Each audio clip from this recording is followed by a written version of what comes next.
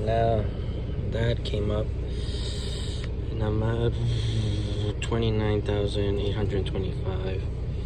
So it's been having misfires, getting stuck in second gear, now fourth gear, and this morning first gear. So it's acting up. Also, when I turn the truck on, is always the torque is like 27.